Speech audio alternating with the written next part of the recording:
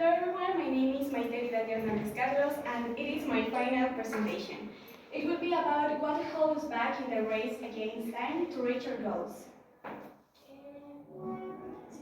Have you ever wondered why we always leave things for later? Well, it has a name and it is procrastination.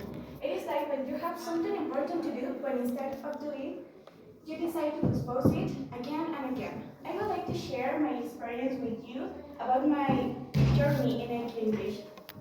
When I started the course, I feel so motivated. It was like, oh, it's awesome, I'm gonna improve my knowledge in English, I will travel, and I can keep a friendly conversation with a native speaker. However, as time passed by, my motivation and all the energy that I have in the beginning decreased.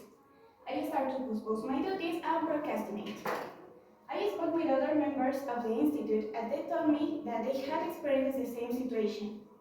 This is why I decided to address this topic and give you some tips for face this stage. Okay, the first step is called understanding why we put things off. Okay.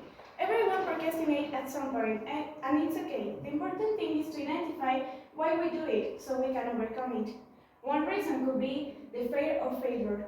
Sometimes we avoid doing something because we are afraid that things won't turn out well or we are not good enough. Other reason could be that a fault of motivation. Sometimes we simply don't feel excited or inspired to do a task, but even when we are not motivated, we can find ways to start and keep going little by little. And then there is the search of immediately gratification. Yes. Well, this is because sometimes we prefer do something that give us an immediate gratification instead of something that will benefit us in the long run.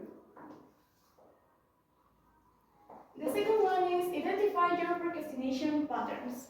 Well, the first step to stop procrastinating is to identify what makes us procrastinate. Are there certain activities that you always postpone or situations that make you feel less motivated? Well, we have to observe these patterns and try to identify why they happen. The third one is setting smart goals. Well, first, what does it mean to have smart goals? It means knowing exactly what you want to achieve. For example, instead of saying, I want to study more, a clear goal would be, I want to study math for 1 hour every day. Try to be clear and specific. Sometimes things don't go as planned, and it's okay to adjust our goals. The fourth one is planning and organizing. It's well known that when we are organized, it's more easy for us to have a productive day. One method could be the Pomodoro method. It involves working for 25 minutes and then taking a 5-minute break. These intervals are called Pomodoros. After completing 4 Pomodoros, take a longer break or 15 or 30 minutes. The final one is facing the fear of failure. Okay, nobody is perfect. We all make mistakes, and the important thing is to learn from these mistakes and keep coming forward. Changing our mindset is important. Instead of seeing the failure as something bad, we can see it like a way to, an opportunity to learn and grow. And then we have celebrate small accomplishment. A lot of times we are focused on big goals and we don't have the time to appreciate the small steps that we take along the way.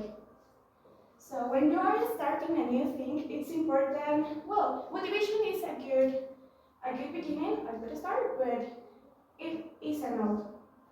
Discipline is that will help us to improve and achieve our goals. So,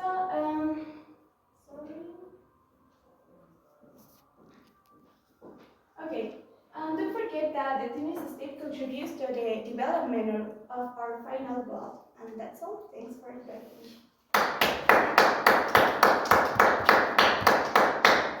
Very good. Congratulations. Finish.